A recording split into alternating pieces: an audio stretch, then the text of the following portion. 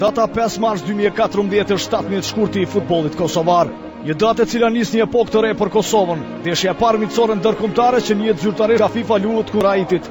Një rival jo i fortë për garancia, por i vlefshëm për momentin.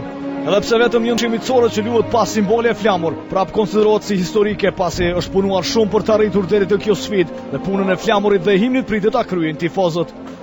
Po mendoj që gjitha punët po shkojnë me dinamikën e parapar, si nga organizatori ashtu edhe nga të gjithë pjesëmarrësit e këtij manifestimi që nuk janë të pakt, duke filluar nga Ministria e Sportit, nga protokolli i shtetit, nga një federata, nga organizatori, nga Komuna e Mitrovicë.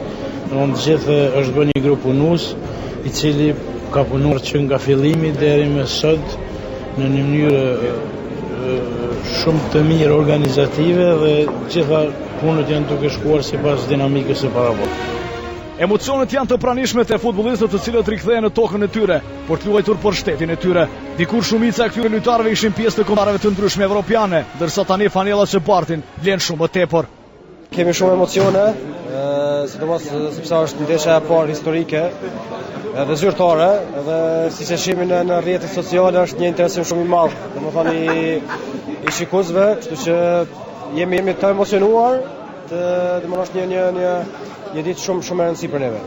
Emocionet janë shumë të mëdha, është shumë kënaqësi më kanë në Kosovë, për me luajtur për shtetin që kam lindë, që i kam prind këto dhe inshallah mujna me krye këtë lojë shumë pozitive për Kosovën.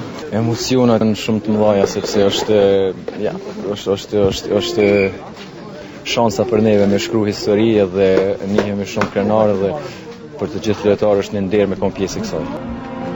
Pjesë e përfaqësuesës së Kosovës është edhe një ndërkombëtar.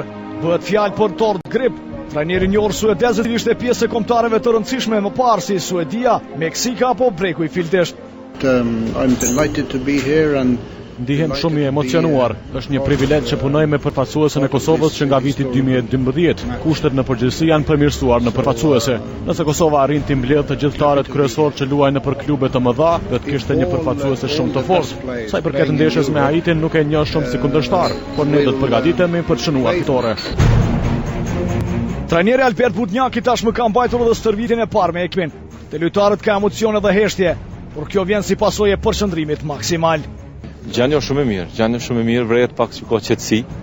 Mirë, po në këto më shumë lexoj që ka koncentrim shumë të madh.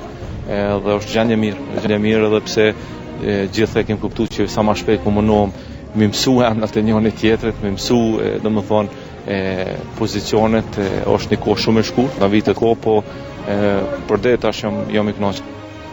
Samir Ujkani dhe Loret Sadiku ishin lojtarët më interesantë të skuadrës së Kosovës, sidomos për shkak të lidhjeve me kombëtarët shqiptare.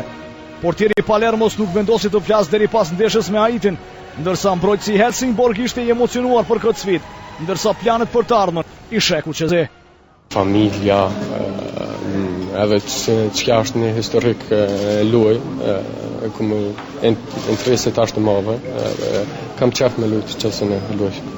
Pas ndeshjes me Haitin, do të mërkurën, do të vazhdoni përsëri me Kosovën apo do të ktheheni te kombëtarja e Shqipërisë?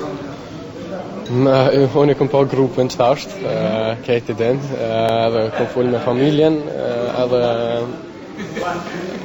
me familjen e den që unë kam e bërë. Prej 1 deri në 100, sa përqind do të ktheheni?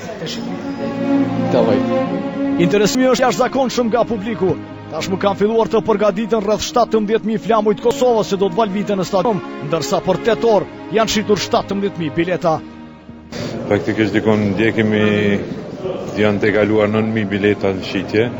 Do të jetë edhe sot dikon 2 orë, 3 orë në shitje, edhe biletat janë përfundojnë qysh sot, nuk ka bileta në shitje.